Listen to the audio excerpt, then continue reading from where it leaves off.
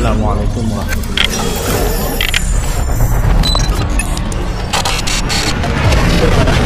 Alhamdulillah nahmaduhu wa nasta'inuhu wa nastaghfiruh wa na'udzu billahi min shururi anfusina wa min sayyiati a'malina may yahdihillahu fala mudilla lahu wa may yudlil fala hadiya lahu. Asyhadu an la ilaha illallah wahdahu la syarika lahu wa asyhadu anna Muhammadan abduhu wa rasuluh. بلغ الرسالة وأدى الأمانة ونصح الأمة وجاهد في سبيل الله حق جهاده حتى أتاه اليقين. اللهم صل على محمد وعلى آل محمد كما صليت على إبراهيم وعلى آل إبراهيم وبارك على محمد وعلى آل محمد كما باركت على إبراهيم وعلى آل إبراهيم في العالمين إنك حميد مجيد. رب اشرح لي صدري ويسر لي أمري واحلل عقدة من لساني يفقهوا قولي. ربنا آتنا في الدنيا حسنة وفي الآخرة حسنة وقنا عذاب النار. اللهم علمنا بما ينفعنا وانفعنا بما علمتنا وارحمنا إنك أنت أرحم الراحمين. اللهم أرنا الحق حقا وارزقنا اتباعه وأرنا الباطل باطلا وارزقنا اجتنابه. اللهم إنا نسألك حبك وحب من يحبك وحب عمل يقربنا إلى حبك. أما بعد. Alhamdulillah, ikhwani wa akhwatil kiram, pertama-tama marilah kita panjatkan syukur kehadirat Allah Subhanahu wa taala, di mana pada sore hari ini Allah Subhanahu wa taala masih berikan taufiknya dan kemudahan, ya, inayah serta hidayahnya buat kita untuk bisa bermajlis, ya, kita bisa bermajlis pada malam hari ini di tempat yang mulia ini, ya. Semoga mudah-mudahan ini menjadi sarana yang terus mengantarkan kita kepada rahmat Allah Subhanahu wa ta'ala.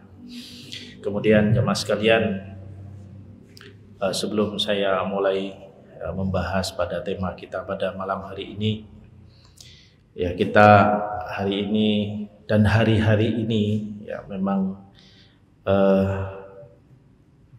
hati kita teriris-iris, ya, dengan banyaknya, ya, saudara-saudara kita yang dipanggil oleh Allah Subhanahu wa ta'ala, ya.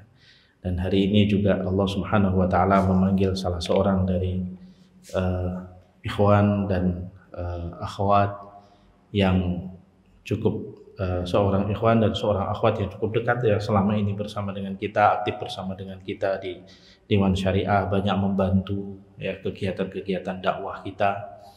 Dan beliau juga salah seorang jamaah pengajian di sini, ya. Beliau itu yaitu Pak Muhtadi rahimahullah.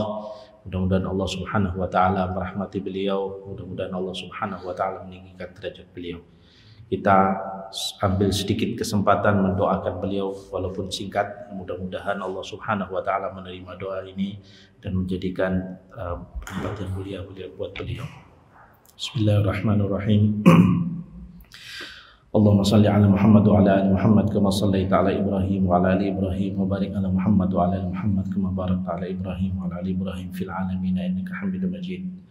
Allahumma arham Pak Muhtadi, Allahumma arham Pak Muhtadi, Allahumma arham Pak Muhtadi, Allahumma ighfir lahu warhamhu wa'afihi wa'fu anhu wa akrim nuzulahu wa wasi' madkhalahu wa naqqihi minal khataaya kama naqqaita ath-thawbal abyada min ad-danas. Allahumma la tahrimna ajrahu wa la taftinna ba'dahu واغفر لنا وله ولا تجعل في قلوبنا غلا للذين آمنوا ربنا إنك رؤوف رحيم. ربنا هب لنا من أزواجنا وذرياتنا قرة أعين واجعلنا للمتقين إماما. ربنا لا تزغ قلوبنا بعد إذ هديتنا وهب لنا من لدنك رحمة إنك أنت الوهاب. اللهم ثبته بالقول الثابت، اللهم ثبته بالقول الثابت، اللهم ثبته بالقول الثابت. اللهم ارفع درجاته واجعله مع الصديقين والشهداء عندك في الجنة. آمين آمين يا رب العالمين. وصلى الله على سيدنا محمد وعلى آله وصحبه أجمعين. Ikhwani wa akhwatil kiram, berita-berita ini tentu, ya, seperti yang tadi kita sebutkan, ya, kita sedih, ya. Hari ini saja kalau saya pribadi, hari ini saja itu 5 orang dari orang-orang yang sebagian mereka masih saudara-saudara saya, sebagian mereka adalah teman-teman saya, termasuk Pak Muhtadi ini saya anggap teman seperjuangan, ya. Rahimahumullah, ya. Ini satu hari ini, kita nggak tahu nih malam nanti berapa, ya, kemudian besok lagi nanti berapa La haula wala quwata illa billahil aliyil azim. La haula wala quwata illa billahil aliyil azim. Hasbunallahu wa ni'mal wakil. Hasbunallahu wa ni'mal wakil. Di hari-hari seperti ini tentu kita juga diajarkan untuk memperbanyak istighfar, ya, memperbanyak minta ampun pada Allah Subhanahu wa taala, meninggalkan segala bentuk maksiat-maksiat pada Allah Subhanahu wa taala, membersihkan diri kita masing-masing dari dosa-dosa dan hal-hal yang membawa bencinya Allah Subhanahu wa taala kepada kita, sekaligus memperkuat permintaan kita kepada Allah Subhanahu wa taala, menunjukkan kepada Allah tingkat kesadaran kita untuk bersandar kepada Allah Subhanahu wa taala semaksimal mungkin. Ya, Rasulullah sallallahu alaihi wasallam menyampaikan pada kita bahwasanya innallaha 'inda dhanni 'abdi. Ya, Allah itu berada pada prasangka hambanya. Kalau kita tidak memiliki kesadaran di dalam diri kita bahwasanya hanya Allah saja yang bisa mengangkat semua ini, hanya Allah saja, ya, nggak ada manfaatnya semua selain Allah Subhanahu wa taala. La masker, wala vaksin, wala apalagi, itu semuanya hanya sarana dan upaya yang dilakukan oleh manusia, yang itu semuanya akan menjadi penyebab kalau Allah mengizinkan, kalau Allah berkehendak. Itu kita harus sadari benar, ya. Artinya musibah-musibah ini ketika terjadi kepada orang-orang mukminin, maka seorang mukmin itu akan mengambil peristiwa itu sebagai mau'idhah. Bahkan al-maut itu Rasulullah Shallallahu Alaihi Wasallam jadikan buat kita sebagai pemberi peringatan. Kafa bil mauti wa'idhah. Cukuplah, ya, kematian itu menjadi pemberi nasihat. Ya, cukuplah kematian itu sebagai pemberi nasihat buat kita. Kita nggak tahu ketika kita nanti dipanggil oleh Allah Subhanahu wa taala, kesiapan diri kita menghadap Allah. Apakah amal kita sudah cukup untuk menjadi bekal kita di hadapan Allah Subhanahu wa taala? Ataukah dosa-dosa kita sudah kita upayakan untuk kita hapus, ya, dari keseharian kita, dan di hadapan Allah Subhanahu wa taala kita menghadap dalam keadaan sudah suci. Kematian datang kepada kita begitu tiba-tiba. Orang-orang yang tadinya datang masih bersama dengan kita, masih bercengkrama, bahkan di siang harinya, malamnya kita mendapat kabar dia dipanggil oleh Allah Subhanahu wa taala. Ya. Sehingga kita yang masih hidup ini, kalau tidak bisa mengambil ini sebagai ibrah, tidak bisa mengambil ini sebagai peringatan, wallahi itu semua adalah pertanda betapa kerasnya hati kita. Dan kerasnya hati itu karena maksiat kita kepada Allah Subhanahu wa taala. Karena dzunub, karena dosa-dosa yang banyak kita lakukan. Sungguh Allah Subhanahu wa taala sedang memberikan pelajaran penting buat kita yang masih hidup sekarang, jamaah sekalian. Ya. Ini kalau kita ambil ini sebagai kesempatan untuk kita mengambil pelajaran. Sebuah pelajaran yang langsung kita dapatkan dari kehidupan kita, yang langsung diajarkan oleh Allah Subhanahu wa taala kepada kita. Jangan pernah kita meremehkan setiap musibah itu, apapun, dengan cara apapun. Ya, kita diperintahkan dalam Islam ini untuk berikhtiar. Setelah bertawakal kepada Allah, kita sandarkan diri kita kepada Allah Subhanahu wa taala, maka kita bertawakal, kita berikhtiar untuk mencari kesehatan, untuk mencari keselamatan buat diri kita. Lalu selebihnya sudah kita serahkan sama Allah Subhanahu wa taala, biar Allah Subhanahu wa taala mengingat. Ya. Maka dari itu, ikhwan sekalian, mudah-mudahan kita termasuk dalam golongan orang-orang yang bisa mengambil pelajaran, bisa mengambil ibrah, ya, dari semua ini, ya, sehingga Allah Subhanahu wa taala atau kita termasuk orang-orang yang bisa mendapatkan keutamaan, manfaat, walaupun kesannya ini adalah sesuatu yang berat, ya, bagi kita, sesuatu yang berat. Suatu yang berat terjadi pada kita, tapi hendaknya kita benar-benar bisa mengambil kesempatan dari kesempitan itu untuk mengambil manfaatnya. Begitulah orang-orang mukminin, begitulah sikap kita seharusnya. Ya. Selain itu, ikhwan wa akhwatil kiram, di saat-saat seperti ini ya di dalam beberapa hadis targhib atau tarhib dalam targhib amal soleh, ya kita disunahkan, diajarkan untuk memperbanyak membaca hauqalah, membaca la haula wala quwata illa billahil aliyyil azim. Ya, dalam beberapa riwayat, ya, walaupun secara tingkat kesahihannya tidak sampai pada derajat sahih, tetapi dalam masalah targhibul amal soleh, mendorong untuk amal soleh, hal tersebut masih dikategorikan boleh oleh para ulama untuk diceritakan, ya, bahwa Rasulullah SAW menyampaikan bahwa la haula wala quwata illa billah, la haula wala quwata illa billah itu adalah merupakan kanzun min kunuzil al jannah, adalah merupakan harta karunnya surga. Kita ini kalau dapat harta karun di dunia aja senangnya bukan main gitu ya. Nah, ini harta karunnya surga, bayangkan. Dan itu ucapan la haula wala quwata illa billah. Lebih dari itu, di dalam sebuah riwayat yang tadi saya katakan, kalau yang ini sahih, riwayat ini sahih karena diriwayatkan di Bukhari. Adapun riwayat yang tambahan lagi yang menyebutkan bahwasanya la haula wala quwata illa billah itu bisa menutup 99 pintu madarat. 99 pintu madarat. Ya, disebutkan demikian.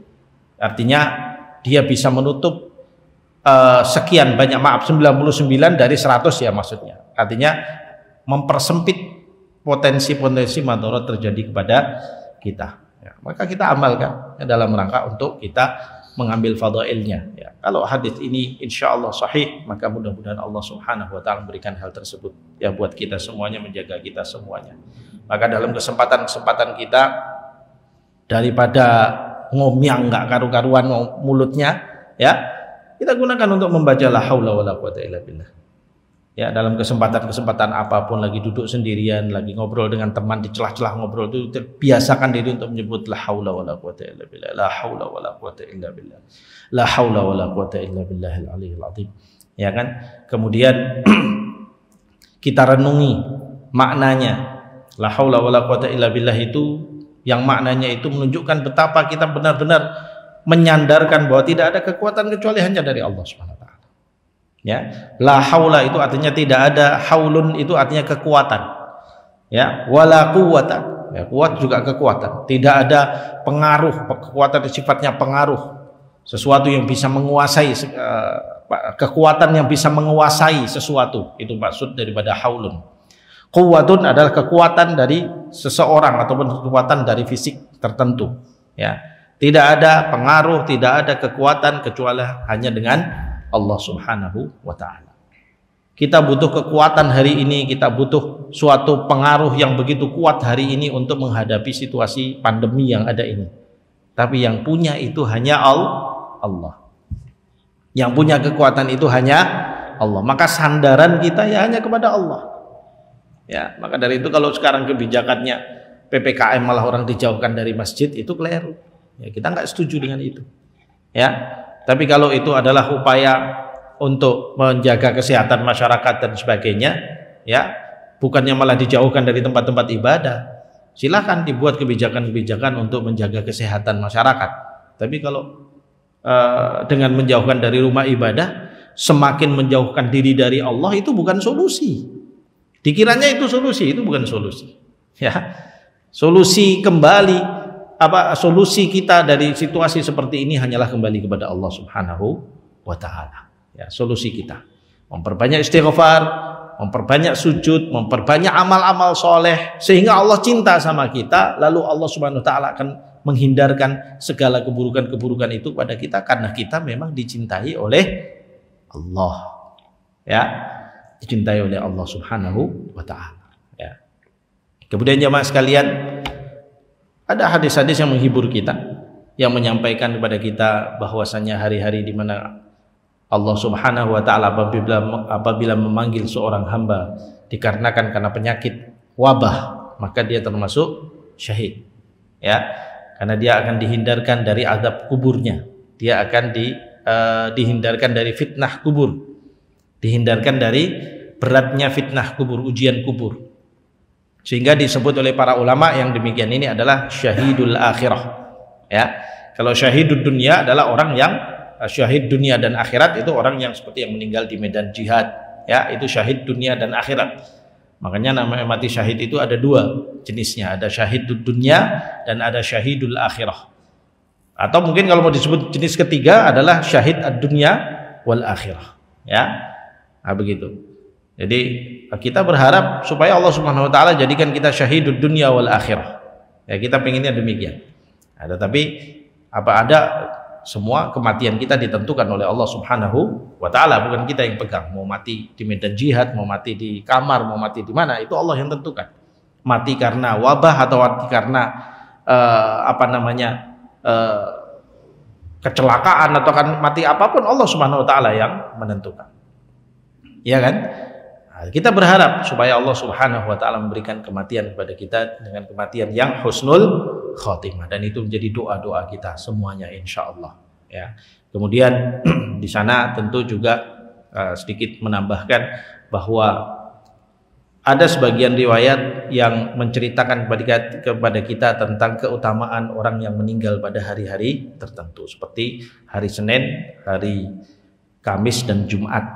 Ya.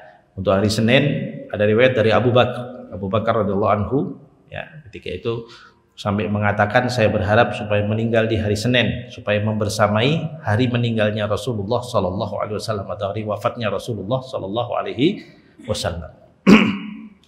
Kemudian hari Kamis para sahabat juga demikian. Kenapa? Karena Rasulullah menyampaikan bahwa di hari Kamis itu hari di mana amalan kita dilaporkan. Jadi catatan minggu itu dilaporkan, diangkat ke langit itu hari Kamis, ya. Dan ketika seorang itu dipanggil pada hari tersebut, berarti dia sudah yastaufi, dia sudah memenuhi, mengakhiri harinya di mana bersamaan dengan dilaporkannya hari itu, sehingga dia nggak ada beban tambahan, begitu ya, sehingga ada keutamaannya.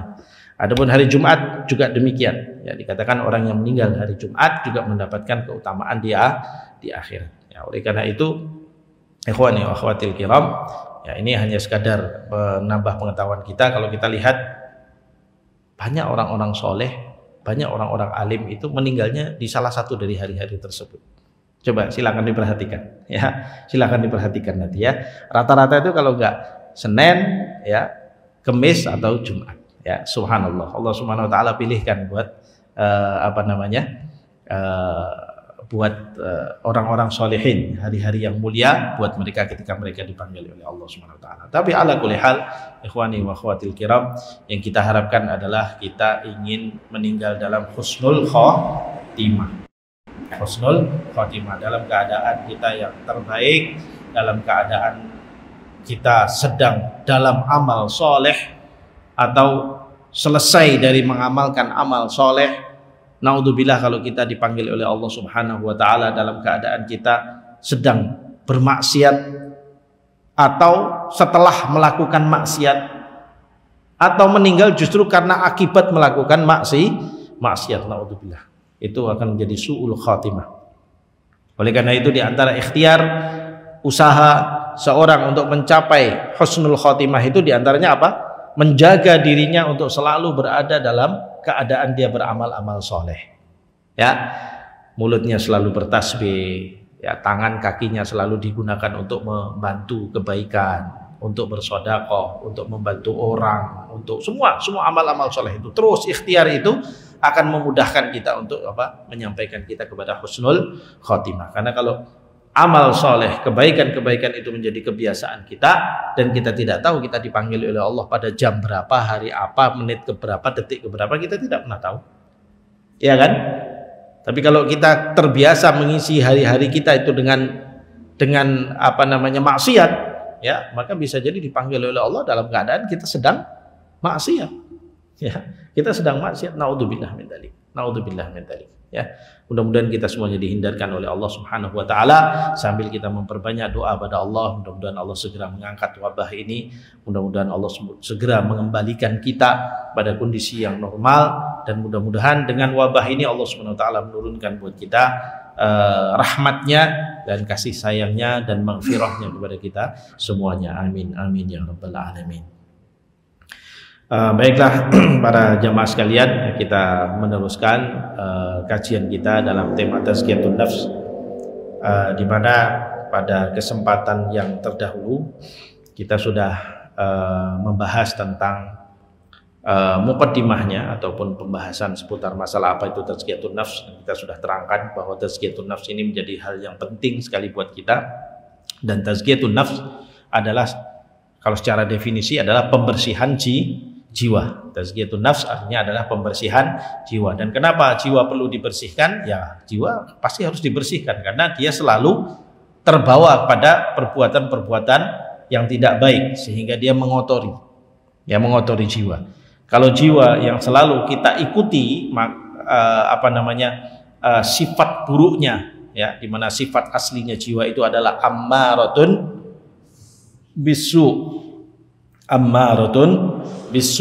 ya, selalu mengajak pada keburukan dan kita ikuti terus, maka yang terjadi berarti kita membiarkan jiwa itu selalu terkotori dengan dosa. Ya, sehingga ujung-ujungnya nanti tadi seperti yang tadi kita katakan, ya, jiwanya menjadi an-nafsul khabithah, jiwa yang khabith, ya, naudzubillah min dzalik, ya. Kemudian potensinya jiwa khabith itu, ya, su'ul khotimah. Ya, jiwa yang khabith itu nanti potensi paling besarnya adalah su'ul khotimah. Kalau jiwa nggak pernah dibersihkan, dia kotor, ya, dengan titik-titik dosa yang Allah Subhanahu wa taala berikan pada dirinya hasil dari apa yang dia lakukan, maka ujung-ujungnya dia sampai pada su'ul khotimah, naudzubillah min dzalik, ya. Maka perlu diupayakan tazkiyatun nafs. Dan sarana tazkiyatun nafs ini sebanyak mana perjalanan hidup kita. Ya, seperti hari ini tadi kita berbicara panjang lebar seputar masalah pandemi. Ini sebenarnya adalah sarana tazkiyatun nafs, ya ikhwan.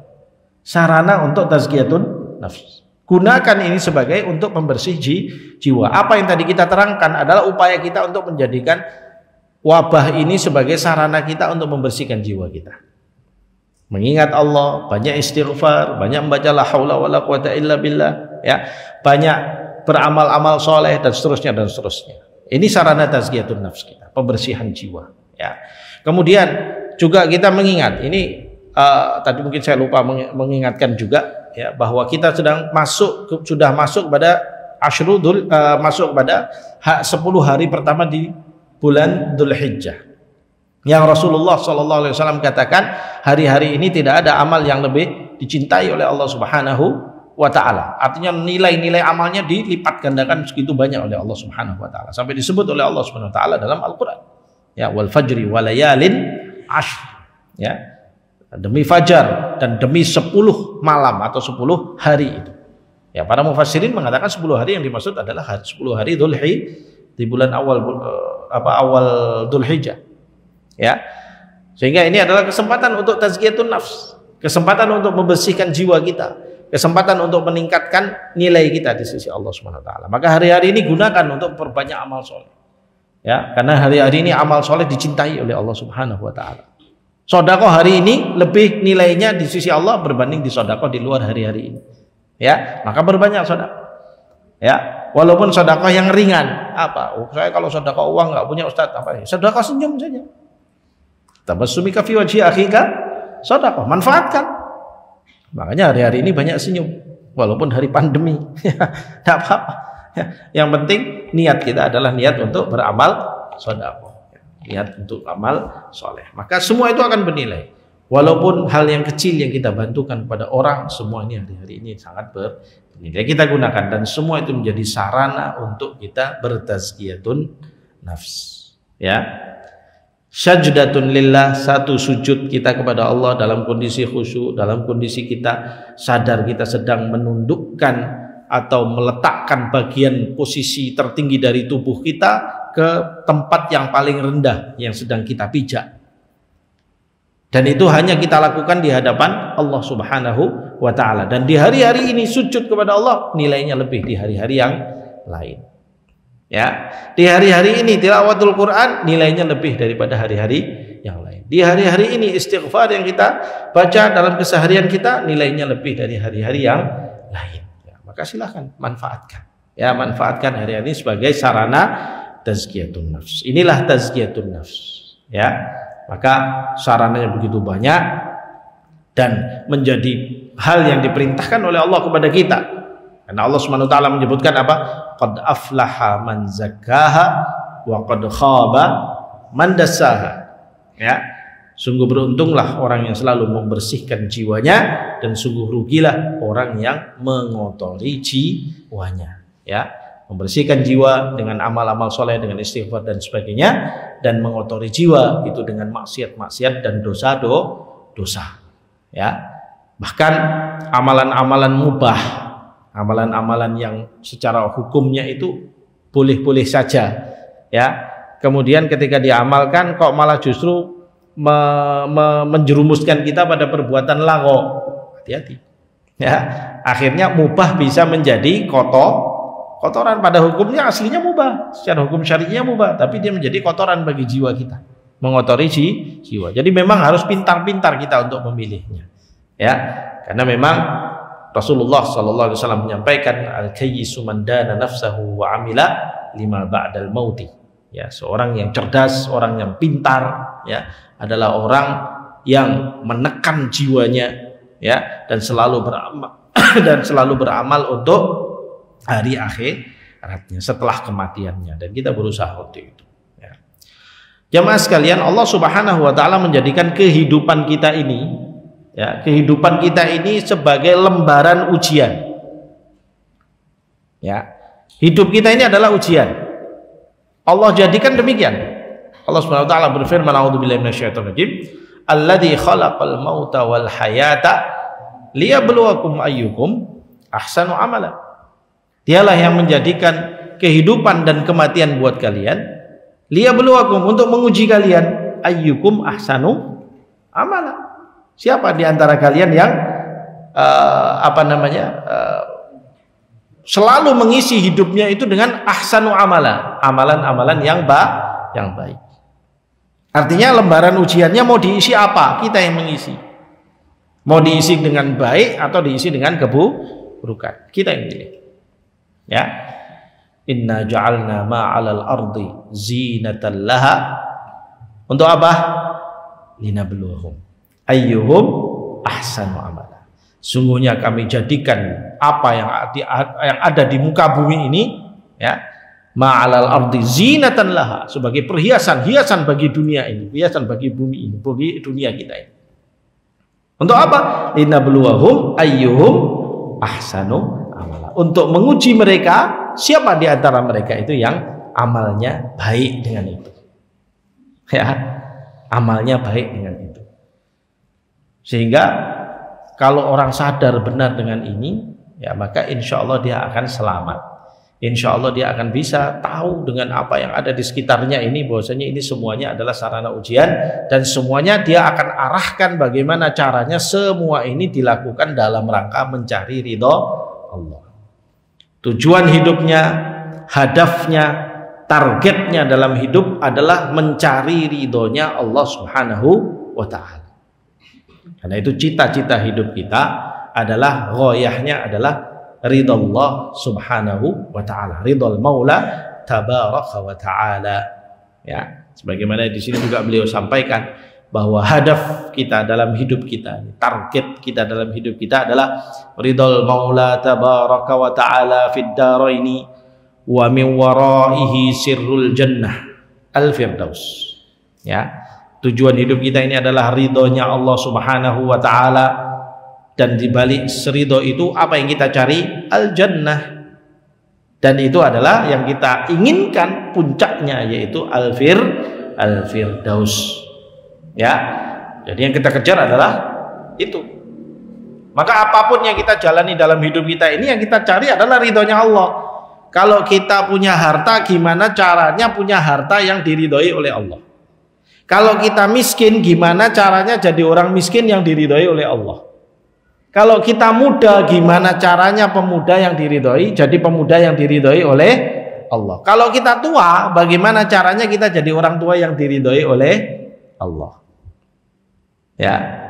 Kalau kita dagang, gimana caranya kita dagang yang diridhoi oleh Allah? Kalau kita jadi pejabat, gimana caranya jadi pejabat yang diridhoi oleh Allah?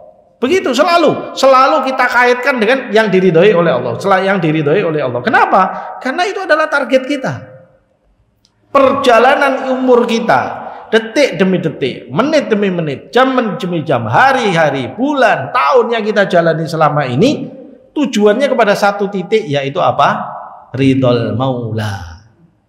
Ya, ridhonya Allah Subhanahu wa Ta'ala.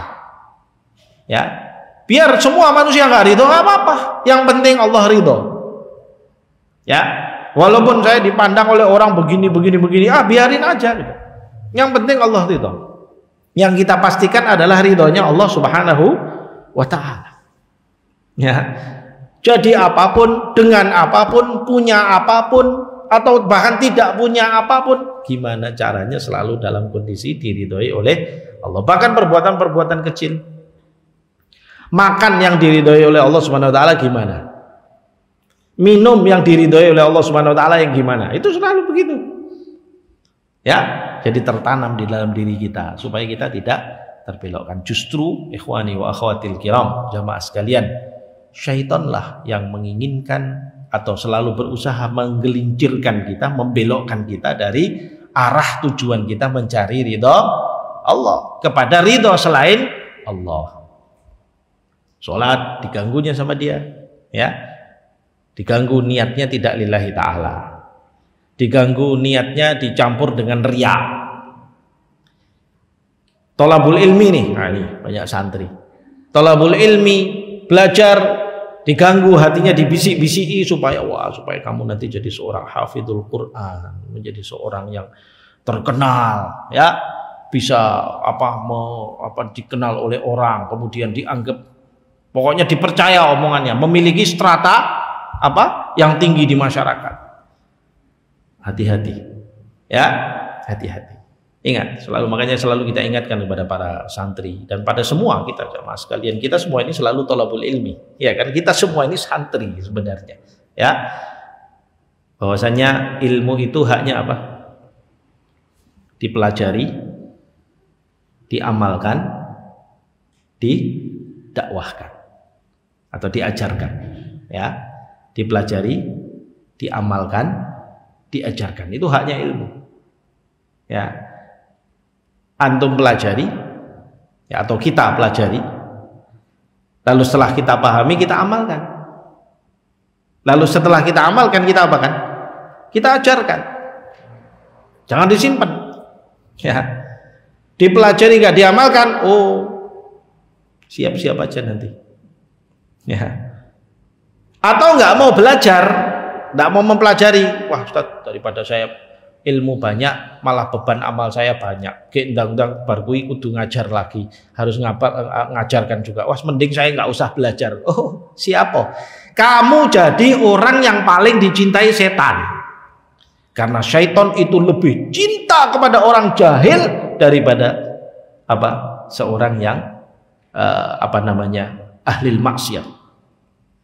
Bagi dia ahlil maksiat itu orang biasa, itu sudah KO. Tapi orang jahil, itu paling dia senang. Kenapa? Karena orang jahil itu adalah orang yang paling gampang diombang-ambingkan. Ya kan? Kebodohan itu adalah istilahnya kesempatan besarnya milik para penipu. Coba kita lihat jamaah sekalian. Orang itu kalau ketipu gara-gara apa? Gara-gara bodoh. Iya toh. Dan syaitan itu tugasnya ke kita ngapain? Nipu, iya kan? Ya. Wa kadzalika ja'alna likulli nabiyyin aduwwan syayatinal insi wal jinni yuhi ba'dhum ila ba'din zukhrufal qawli madza ghurura. Ya kan? Begitulah kami jadikan bagi setiap nabi-nabi itu musuh-musuh, syaitan-syaitan dari kalangan jin dan manusia. Ngapain mereka? Mereka membisik-bisikkan, memberikan yuhi, memberikan Allah menggunakan istilah wahyu di situ, ya, memberikan wahyu itu artinya memberikan inspirasi-inspirasi, bisikan-bisikan. Ba'duhum ila ba'din, sebagian mereka dengan sebagian yang lain, ya. Ghurura, yang semua itu adalah menipu. Zukhrufal qauli, ucapan-ucapan yang indah tapi semua itu menipu. Ya, itu yang pekerjaannya. Makanya semua keburukan sekarang ini selalu digambarkan oleh syaitan seakan-akan dia indah. Ya, coba. Ya. Lalu kemudian manusia juga akan merasa menikmati keindahan itu. Syahwatnya, hawa nafsunya yang tidak pernah dibersihkan itu, yang akan ammaratun bisu tadi itu, yang kotor tadi itu, dia akan cenderung kepada tipu daya syaitan itu. Makanya kita ini kalau diajak untuk jalan-jalan ke mall, yang nanti di sana kan nanti bisa ngeliat barang-barang, bisa ngeliat perempuan nggak menutup aurat, bisa mendengar entah lagu-lagu musik-musik yang nggak jelas dan sebagainya, begitu kan? Ada kalau berbanding dengan kalau diajak pengajian di masjid, mana yang lebih respon hati kita? Jujur. Jujur. Itu contoh kecil saja, bahwasanya jiwa itu ammaratun bisu. Kalau diajak untuk tempat-tempat lago itu kayak semangat sekali. Bahkan kalau dia harus keluar uang tidak masalah. Coba kalau pengajian begini harus bayar, berapa yang datang? Ya, kalau pengajian itu dia harus ada ininya, ada itunya, prosedur yang begitu rumit, nggak ada yang mau. Gratisan aja banyak yang nggak mau datang, ya kan? Tapi coba kalau mau diajak untuk foya-foya, untuk apa, pasti senang. Karena jiwa itu ammaratun bisu. Tapi beda dengan orang yang jiwanya sudah dibersihkan, yang sadar benar dengan ini tadi ayat-ayat ini, yang sadar benar bahwasanya hidupnya yang dia cari harus selalu mencari yang diridhoi oleh Allah Subhanahu wa ta'ala. Dia akan punya semangat ke tempat-tempat kajian, tempat-tempat taklim, tempat-tempat di mana di sana dia diingatkan kepada Allah Subhanahu wa ta'ala, diingatkan kepada amal-amal soleh, diingatkan kepada akhirat, ya, diingatkan kepada supaya dia menjadikan hatinya selalu waspada untuk selalu berada di atas jalan yang diridhoi oleh Allah Subhanahu wa ta'ala. Ya, orang itu dia akan sadar dengan itu karena jiwanya bersih. Jiwanya bersih, dia sehingga betul-betul dia bisa menerima itu sebagai kebaikan, dan dia senang untuk tempat-tempat itu. Bahkan bisa jadi ketika dia diajak ke tempat-tempat lago itu, dia malah justru menjadi tidak senang. Itu tandanya jiwa yang sudah bersih, ya. Makanya jiwa yang sudah bersih itu disebut oleh Allah dengan istilahnya apa? An-nafsul mutmainnah. Ya ayyatuhan nafsul mutmainnah, irji'i ila rabbiki radiyatan mardiyah, fadkhuli fi ibadi wadkhuli jannati. Ya kan? Allah panggil dengan ya ayyatuhan nafsul mutmainnah, wahai jiwa yang tenang, mutmain, tenang dia, mapan. Jiwanya tuh mapan. Mapan kenapa disebut oleh Allah dengan istilah mapan? Karena dia sudah pada tempat yang benar. Kalau dia mapan di tempat yang nggak benar, nggak disebut oleh Allah mapan. Kenapa? Karena dia salah, posisinya salah. Itu salah itu. Walaupun secara gambarannya dia mapan di sana gitu ya. Tetapi bagi Allah itu bukan mapan yang benar gitu loh. Karena mapan itu harus pada tempat yang benar. Baru itu namanya mapan. Mutmainnah, jiwa yang mutmainnah, yang tenang, ya, dan mapan. Nah, jiwa mutmainnah untuk sampai kepada ini membutuhkan proses tazkiyah, membutuhkan proses pembersihan, membutuhkan proses peningkatan, membutuhkan proses pelatihan, ya, membutuhkan proses kayak dicas jiwanya itu dengan ayat-ayat Allah, dengan ayat-ayat Al-Quran. Makanya di sana sarana-sarana untuk tazkiyatun nafs adalah semua sarana-sarana zikir dan bacaan-bacaan istighfar, tilawatul Quran yang dengan merenungi ayat-ayatnya, ya, semua itu akan menjadi sarana daripada hal tersebut untuk mencapai an-nafsul mutmainnah. Ya, apalagi bagi seorang hafidhul Quran, masya Allah, ya, itu dia sudah berada di pintunya, tinggal dia mau masuk atau enggak gitu aja. Ya, kalau seorang hafidhul Quran kemudian dia tidak mau memahami apa yang dia baca, nah itu cilaka mencit namanya. Ya, dia sudah sampai di pintunya kok, dia sudah berada di depan dia, Al-Quran berada di depan dia, bahkan di dalam memori dia. Tinggal dia pelajari, dia pahami ayat-ayat itu, dia kaji dengan serius, dengan sungguh-sungguh, dengan keikhlasan, maka pintu-pintu kebaikan terbuka bagi dia. Kalau seorang sudah hafidhul Quran, masya Allah, Makanya keutamaan seorang hafidhul Quran itu, Allah Subhanahu wa taala dalam hadisnya Rasulullah SAW menyampaikan pada kita, Allah berikan kepada mereka apa tingkatan-tingkatan yang tinggi derajatnya. Semakin dibaca, semakin dipelajari, semakin dikaji, dipahami, dia semakin tinggi naik derajatnya. Ya. Seorang yang mempelajari Al-Qur'an, semakin dia membacanya, semakin dia menaik terus. Ya. Kemudian dia mengamalkan isinya, semakin tinggi derajatnya, ya, sehingga punya keutamaan yang begitu tinggi. Maka dari itu pintu sudah ada, kita sudah berada di depan pintu, tinggal mau masuk enggak, itu saja. Ya, lah terus Ustaz yang enggak hafidhul Quran bagaimana? Bukan berarti tidak bisa. Ada mashahif yang bisa Anda gunakan, ada majelis-majelis kajian yang bisa Anda gunakan untuk mempelajari dan memahami ayat-ayat. Ada upaya dan usaha kita, ya. Karena Rasulullah SAW juga memberikan keutamaan bagi seorang yang mempelajari Al-Quran walaupun dia masih terbata-bata. Wa kana yatata'ta'u fi dzalika, dia terbata-bata untuk membacanya, artinya dia berusaha untuk mempelajarinya walaupun masih terbata-bata. Kana lahu, dia mendapatkan keutamaan 2 kali lipat. Ya, Allah itu maha berterima kasih jamaah sekalian kepada kita. Ya, kita yang kesulitan belajar Quran, jangan bilang bahwasanya wah aku kangelan, orang itu opo-opo. Enggak. Justru kesulitan yang Anda dapatkan ketika mempelajari Al-Quran itu Allah ganjar, Allah ganti. Wallahi Allah Subhanahu wa taala itu yang maha karim, yang maha mulia. Ya, Allah sangat mulia, sangat pemurah, memberikan pahala sesuai dengan ganjaran yang Allah berikan, sesuai amalnya. Semakin berat, semakin besar ganjarannya. Semakin sulit, semakin besar nilainya di sisi Allah. Semakin banyak pengorbanan suatu amal, semakin besar nilainya di sisi Allah Subhanahu wa taala. Dan ini para ulama sepakat, ijma, bahwasanya afdhalul a'mal bagi manusia itu adalah yang paling sulit diamalkan. Semakin sulit itu semakin afdal, dan semakin pas buat dirinya itu semakin afdal. Makanya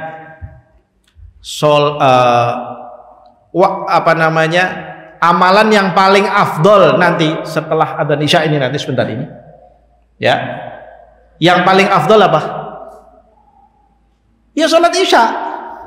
Karena sudah masuk waktunya. Sholat Isya menjadi afdalul a'mal. Bagi kita di sini, alhamdulillah kita semakin mudah. Sudah mudah karena kita sudah di masjid, tinggal adzan, habis itu qomat kita langsung sholat. Tapi bagi seorang yang semakin sulit dia melaksanakan itu, semakin besar nilainya. Orang yang mungkin lagi dagang, dia dengar adzan, dia mau berhenti. Sebentar Pak, saya tutup dulu ya, saya sholat dulu. Berat nggak itu? Wapot. Apalagi kalau lagi ada pembeli. Biasanya bawaannya apa? Saya sholatnya belakangan, saya ini, ya kan? Mana yang berat? Nilai kita yang di sini tadi lebih besar nilainya di sisi Allah atau si pedagang itu kalau dia bisa meninggalkan pembelinya pada saat itu? Dia, karena dia lebih sulit. Paham jemaah sekalian? Ini kalau kita pahami jemaah sekalian, ini akan terus memberikan semangat pada kita untuk beramal soleh.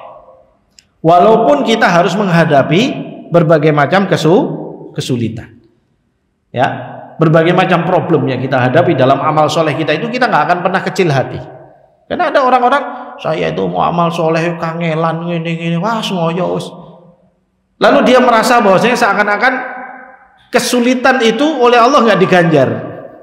Ya, Allah itu syakurun halim. Allah itu maha berterima kasih dan maha bijaksana. Ya, sifatnya Allah itu syakurun halim. Maka ketika suatu amal kita amalkan dalam keadaan kesulitan, maka Allah Subhanahu wa taala juga tingkatkan nilai pahalanya. Dan Allah semakin cinta. Ya. Jadi kepada orang yang diberikan ujian kesulitan. Coba Rasulullah Shallallahu alaihi wasallam bersabda apa? Ini sebagai penutup dan renungan kita. Rasulullah katakan apa? Idza ahabballahu 'abdan ibtalahu. Apabila Allah mencintai seorang hamba, Allah akan mengujinya. Diberikan ujian. Ya, diberikan ujian itu berarti ada dua potensinya. Diberikan ujian dalam bentuk kesulitan, dan itu ujian yang ringan. Karena biasanya orang kalau diuji dengan kesulitan, kecenderungannya balik ke Allah, ya kan? Dikasih sakit, ya Allah, begitu orang, ya kan? Dikasih bangkrut dari usahanya, wah, dia kembali sama Allah. Tapi ujian yang kedua yang lebih sulit apa? Diberi ujian kemudahan, dikasih harta melimpah, dikasih jabatan, dikasih apa dan sebagainya. Kecenderungannya manusia akan lalai, lupa dari Allah, sombong diri, dan lebih mudah untuk diblusuki sama setan. Ya, maka hati-hati. Tapi itu semua ujian, Allah uji. Kalau Allah cinta, Allah uji dia dengan dua potensi ini, dengan ujian kesulitan atau ujian kemudahan. Tinggal lalu kemudian akan terlihatlah pada dirinya kualitas dirinya di hadapan Allah. Ya, karena itu sebuah keniscayaan yang memang Allah SWT sudah tuliskan itu di dalam Al-Quran. A'udzubillahi minasyaitonirrajim. Alif lam mim. Ahasiban nasu ayyutraku ayyaqulu amanna wa hum la yuftanun. Wa laqad fatanna alladhina min qablihim fala ya'lamanna Allahu alladhina sadaqu wa la ya'lamanna al-kadhibin. Alif lam mim. Apakah manusia menyangka apabila mereka mengaku beriman kepada Allah Subhanahu wa taala lalu kemudian mereka tidak diuji? Sungguh telah kami uji umat-umat sebelum mereka. Ya, lalu dengan itu Allah akan tahu siapa yang jujur, shadaku, dan siapa yang kadibin, yang tidak jujur. Ketahuan kita kalau udah diuji. Ya, kita kalau udah diuji. Nah, kita sekarang sedang diuji corona, diuji musibah, banyak musibah dan sebagainya. Ketahuan ini kembali sama Allah atau malah nantang Allah. Ya, kembali sama Allah atau mau bersandar sama dokter, kembali sama Allah atau mau nyandar kepada merasa dirinya kuat, ya, merasa dirinya bisa sendiri. Naudzubillah min dzalik. Ya, mudah-mudahan Allah Subhanahu wa taala selalu membimbing kita, ikhwani wa akhwatil kiram. Ya, mudah-mudahan kita selalu berada dalam kondisi tertanam dalam benak kita bahwa perjalanan hidup kita ini selalu dalam rangka untuk mencari ridha Allah Subhanahu wa taala, dan ini menjadi penting sekali bagi kehidupan kita sebagai rel utama dalam perjalanan hidup kita. Ya, jangan sampai keluar dari rel ini. Ya, semua harus selalu dalam rangka diridhoi oleh Allah. Menjalani pandemi, gimana caranya kita menjalani masa pandemi ini yang diridhoi oleh Allah Subhanahu wa taala. Itu kita yang harus lakukan. Ya, ikhwani wa akhwatil kiram. Baik, saya kira ini ya, mudah-mudahan ini memberikan nasihat buat diri saya dan buat antum semuanya dan buat kita semuanya. Mudah-mudahan Allah mudahkan buat kita untuk bisa mengamalkan apa yang kita ketahui, dan mudah-mudahan Allah Subhanahu wa taala selalu membimbing kita, menunjuki kita jalan kebenaran, jalan kebaikan, dan menunjukkan kepada kita, memberikan kekuatan kepada kita untuk bisa mengamalkannya dalam keseharian kita semuanya sampai kita dipanggil oleh Allah Subhanahu wa taala istiqomah di atas hal tersebut. Aqulu qouli hadza wa astaghfirullah li wa lakum. Assalamualaikum warahmatullahi wabarakatuh.